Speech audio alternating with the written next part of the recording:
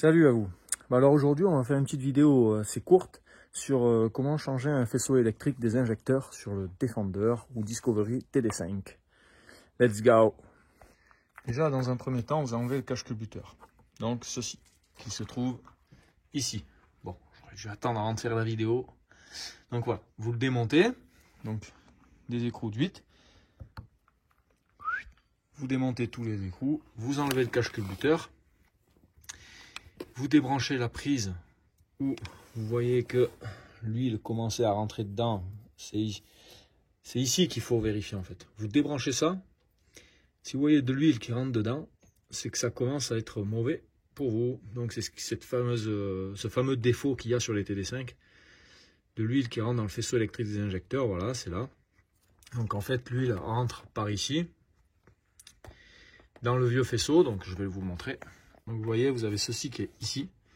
Donc la rampe faisceau électrique qui est ici et qui est connecté donc ici et ici. Donc ça, vous l'enlevez. Et en fait, l'huile, vous voyez, elle rentre par là. Donc là, on le voit bien.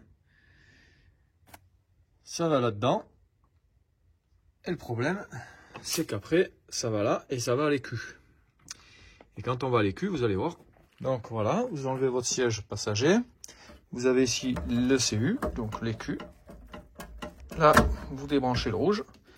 Et vous vous rendez compte qu'il y a de l'huile. Après, ça fait merder l'écu.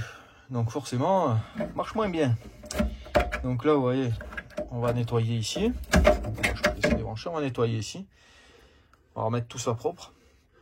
On ne pourra pas enlever toute l'huile qui est dans le faisceau. Mais déjà bien nettoyer ici, bien nettoyer l'intérieur là. Vous voyez, c'est quand même pas mal imbibé. Et de là, ça pourra faire. Le but, c'est donc de bien nettoyer l'intérieur pour qu'il n'y ait plus d'huile. Donc moi, ce que je fais, c'est que je mets un petit chiffon bien propre autour. Je prends un peu de nettoyant frein. J'en mets un peu. Je prends ma petite soufflette. Et je nettoie. Je reproduis l'opération jusqu'à ce que ce soit bien propre. Je fais ça sur tous. Je nettoie bien. Et ensuite, je peux mettre le nouveau faisceau qui est là.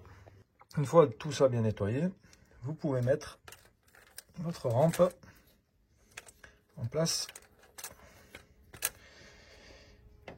comme ceci.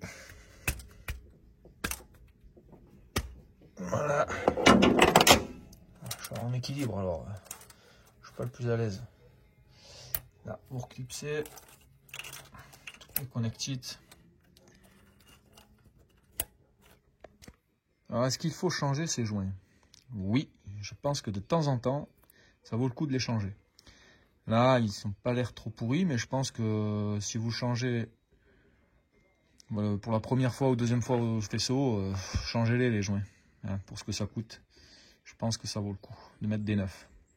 Ensuite, on va remettre le joint ici, et pour le mettre, petite astuce. Bon, vous voyez, une fois le joint mis, vous voyez, il se tord, il tient pas bien, et pour le remettre, vous vous emmerdez. Ce que vous faites, c'est que vous remettez ça. Voilà, je suis un peu goy. Vous remettez ça. Hop, là, vous remettez le joint bien comme il faut, et ça vous maintient le joint.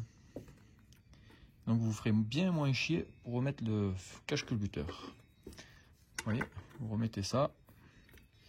Excusez-moi, hein, je suis un peu pas très doué en ayant le téléphone et ça dans les mains. Voilà. Du moins, une fois que vous allez remettre tout ça, ça maintient bien le joint. Parce qu'il y en a, ils mettent de la graisse, ils mettent des machins. Vous faites pas chier. Vous remettez juste ça et c'est pas mal. Ça tient assez bien. Voilà. Après, on va remettre le cache. Voilà, une fois la partie bien nettoyée et tout, donc ça bien mis en place comme ça, vous pouvez remettre le cache-culbuteur. Alors ça, le plus chiant, c'est le petit œil au fond. Bien évidemment. Voilà. Là. Je vous dis, le plus chiant, c'est le petit œil au fond. Là.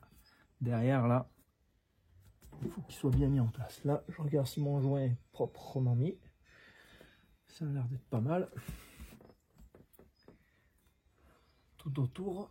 Derrière, c'est pas mal. Il faut bien faire attention que ce soit bien mis, sinon ça fuit.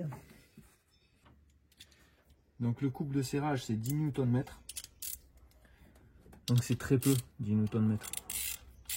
Donc voilà, vous faites... Donc si je commence par celui-là, je vais aller par là-bas. Je fais en croix. Donc 10 Nm, ça représente vraiment rien. Donc là, je l'amorce partout. Vous voyez, je le fais en croix.